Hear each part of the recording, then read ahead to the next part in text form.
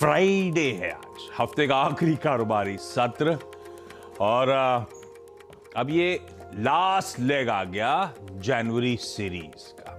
अगले हफ्ते वेडनेसडे को ध्यान रखिएगा, जनवरी सीरीज की फाइनल एक्सपायरी, मंथली एक्सपायरी का दिन, क्योंकि थर्सडे को 26 जनवरी के चलते एक मार्केट हॉलिडे है। और अब हम महज आज का दिन हटा दूं तो सिर्फ 6 कारोबारी सत्र दूर हैं 1 फरवरी के उस यूनियन बजट प्रेजेंटेशन से।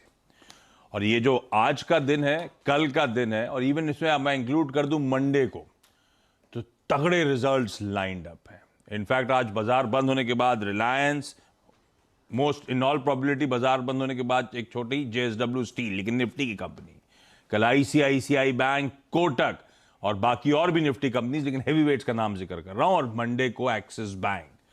इस तरह से बड़े नंबर्स का सिलसिला यहां से लेकर मंडे तक आपको नजर आएगा। खैर, इन सब के बीच कल हमने देखा था भारतीय बाजारों में थोड़ा सा पस्त कामकाज। कल एक्सपायरी थी और रिलेटिवली बहुत काम एक्सपायरी, बहुत सबड्यूड, बहुत कम अस्थिरता देखने को मिली स्क्रीन पे। बहुत ही सीमित दायरे में 1/3% की हल्की कमजोरी के साथ हमने 2 अच्छे सेशन के बाद थोड़ा सा पस्त होकर कामकाज होता हुआ देखा, लेकिन रिलेटिव कामनेस के साथ कल की एक्सपायरी।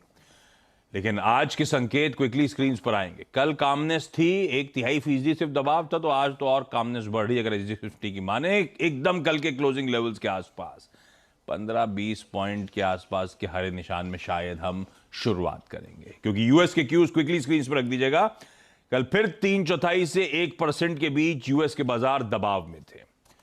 हम कल सुबह चर्चा कर रहे थे कि परसों भी यूएस में क्या पेन आया था। 600 पॉइंट से ज्यादा जब डाउ करेक्ट हुआ था, वो आर्थिक आंकड़े जो आए थे उससे रिसेशन में जाने का डर बढ़ रहा था।